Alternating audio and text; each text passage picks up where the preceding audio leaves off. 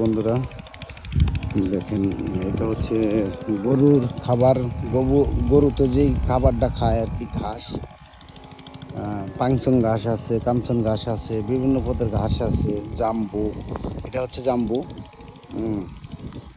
এইটা এটার ভেতর হচ্ছে আপনার ওই পোকা লাগছে, পোকা পোকা মাইস পোকা, যেটা নিয়ে ভেতরে যায় মাইস কেটে দেয় আর কি।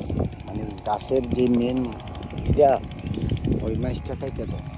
এই জন্য হচ্ছে এই ওষুধ দেওয়া হচ্ছে। এই ওষুধটা দিলে ওই ইটা ফিরে যাব, পোকাটা চলে যাব। আর পোকাটা চলে গেলে তখন মনে করেন যে এই যে ওষুধটা দেওয়ার পরে ওই গাছটা কি হইব, লাভদা খারাই যাবো। 10 দিনের ভেতর মনে করেন এক মানুষ এক বুক হয়ে যাবো আর কি। তাই যারা নিয়ে এই সমস্ত কৃষিক্ষেত্রের ভিডিও পছন্দ করেন, ভালো লাগে এবং জানার জন্য এটা দেখেন, এই যে গাছটা, এটা জানার দরকার আছে কতটুকু সাইজ। পুনে 1 হাত মাটির থেকে, পুনে 1 হাত লম্বা হয়েছে।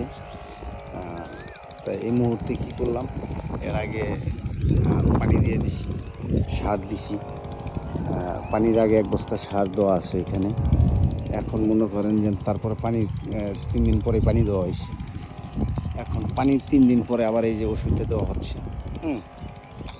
এখন এই ওষুধটা দেওয়ার পরে মনে করেন যদি বাই চান্স সার লাগে তাইলে কেমন লাগবো, আর যদি না হয় তাহলে সার দেওয়া লাগবে না।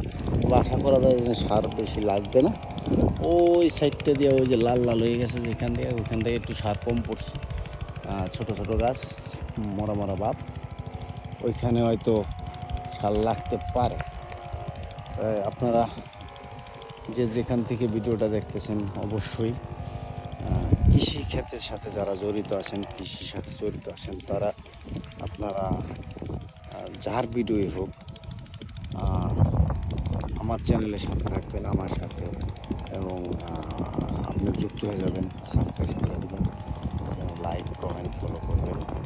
আর প্রতিনিয়ত ভিডিও পাওয়ার জন্য আপনি যে সময় সাবস্ক্রাইব করবেন, লাইক কমেন্ট করবেন, ফলো করবেন, তখন আপনার কাছে আমার ভিডিওটা এমনি চলে যাবে। আর আপনার ভিডিও মনে করেন আমার কাছে চলে আসবে, আমিও দেখব, দেখে আপনাদের ভিডিওটি লাইক কমেন্ট ফলো করে দেব। আপনারাও আমার ভিডিওটা লাইক কমেন্ট ফলো করে দেবেন। এবং ভুল কিছু বলে থাকলে সেটা সংশোধন করার জন্য আপনারা পরামর্শ দেবেন, বুদ্ধি দেবেন, এবং সরাসরি না পারলেও কমেন্টের মাধ্যমে জানাবেন। আপনারা ভালো থাকবেন।